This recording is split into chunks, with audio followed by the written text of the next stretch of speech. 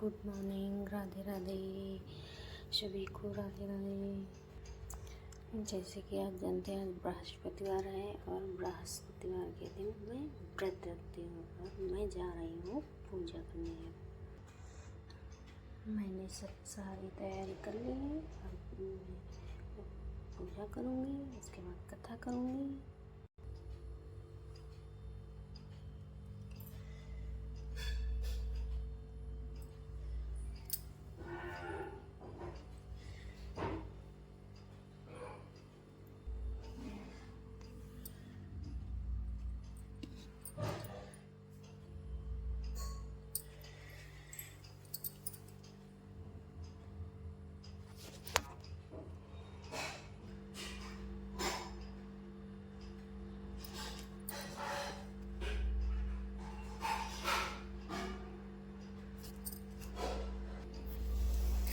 प्राचीन काल में एक बार निर्धन ब्राह्मण रहता था। उसकी कोई संतान नहीं था। वह नित्य पूजा पाठ करता था, परंतु उसकी स्त्री बहुत मलिनता के साथ रहती थी। वह न स्नान करती थी और न किसी देवता का पूजा करती थी।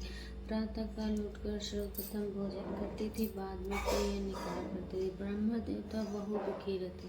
पत्नी को वह समझाता था, किंतु उसका कोई परिणाम नहीं निकलता। भगवान के अनुपम से एक समय ब्राह्मण की पत्नी गर्भवती हुई। 10वें महीने में सुंदर कन्या का जन्म दिया। निर्धन ब्राह्मण कन्या के जन्म से बहुत दुखी हुआ।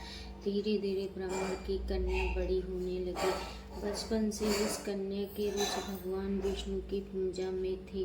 वह प्रातः उठकर स्नान कर कर भगवान विष्णु की पूजा करने मंदिर जाती थी। बृहस्पतिवार को व्रत करके विधिवत पूजा पाठ करती थी। पूजा पाठ के बाद वह पढ़ने के लिए पाठशाला जाती थी।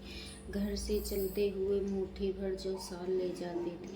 पाठशाला के रास्ते में थोड़े थोड़े जौ गिरा देती थी। जब वह पाठशाला से घर लौटती थी तो जौ के दाने सोने में बदले हुए मिलते थे। लड़की सभी सोने के दाने बिन लाती थी।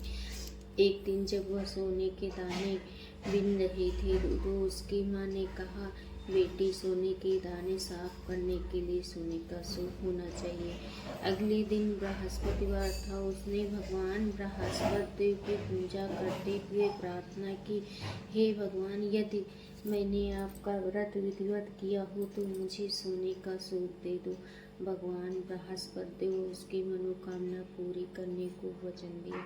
पाठशाला से लौटते समय रास्ते में सोने का सूप पड़ा हुआ मिला। घर लौटकर सोने का सूप अपनी माँ को दिखाकर वह सोने के दाने साफ कर रहे थे। उसी समय नगर का राजकुमार उसके घर के पास से गुजर रहा था। सुंदर लड़की को सोने के सूप में जौ साफ करते हुए देखकर उस पर मोहित हो गया। महल में लौटकर राजकुमार ने राजा से उस लड़की के विवाह की इच्छा प्रकट की तो ब्राह्मण देवता को महल में बुलाकर राजकुमार ने उस लड़की के विवाह की बात कही। ब्राह्मण तैयार हो गया। धूमधाम से उस लड़की का विवाह राजकुमार से हो गया। दुल्हन बनकर ब्राह्मण की लड़की महल में चली गई। लड़की के चले जाने से ब्राह्मण फिर निर्धन हो गया। उसे कई कई दिन भोजन नहीं मिलता था।